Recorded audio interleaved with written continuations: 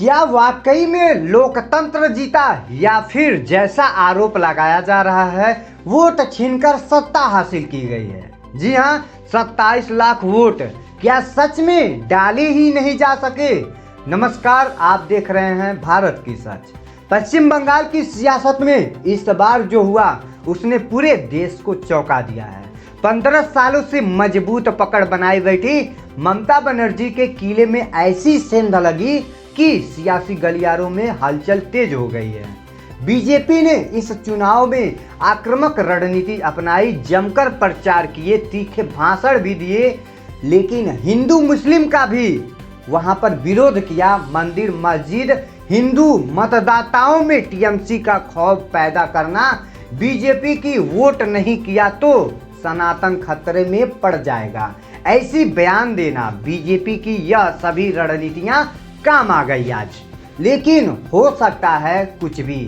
BJP ने बंगाल में अब सरकार बना ली है, वहीं विपक्ष चुनाव आयोग पर भी सवाल खड़े कर रहे हैं। आपको बता दें कि बंगाल में बीजेपी की जीत के बाद अब सांसद संजय सिंह ने एक बहुत बड़ा बयान दिया है।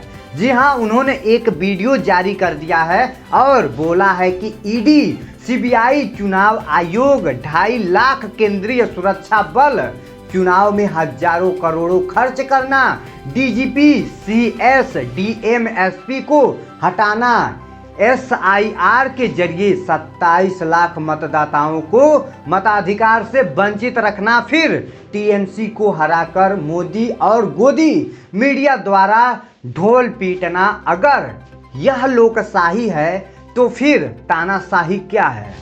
जरा आप भी सुनिए संजय सिंह को। भारत दुनिया का सबसे बड़ा लोकतंत्र है और आज कई राज्यों के चुनाव परिणाम आए हैं। आपने देखा है कि तमिलनाडु में कितना बड़ा बदलाव हुआ है।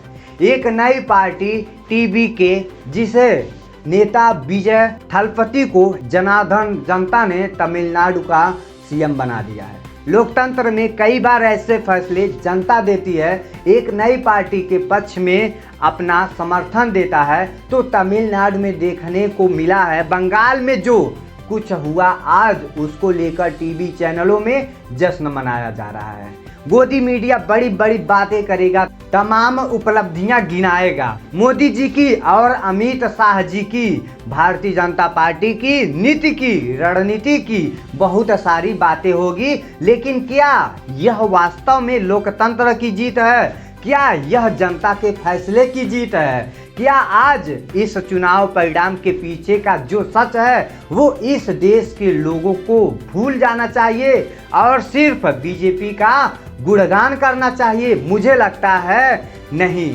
सारी चीज़ें का मूल्यांकन होना चाहिए। किस तरह से बंगाल के चुनाव को चुनाव आयोग ने प्रभावित किया है, किस तरीके से एसआईआर के जरिए जनता के वोट को लूटा गया है। आज पता ये चल रहा है कि 3 से 4 लाख वोटों का अंतर है बीजेपी और टीएमसी के बीच में। यह पता चल रहा है कि 2% वोटों का अंतर है टीएमसी और बीजेपी के बीच में है, तो हो सकता है उससे भी ज़्यादा हो जाए, 2-4 परस हो जाए तो अंतिम परिणाम आने तक। लेकिन क्या ये 2-4% का जो डिफरेंस है ये सही है? यह वास्तव में बीजेपी का चुनाव जीतने का आधार है? क्या सचमुच में इस अंतर के साथ बीजेपी चुनाव जीत सकती थी?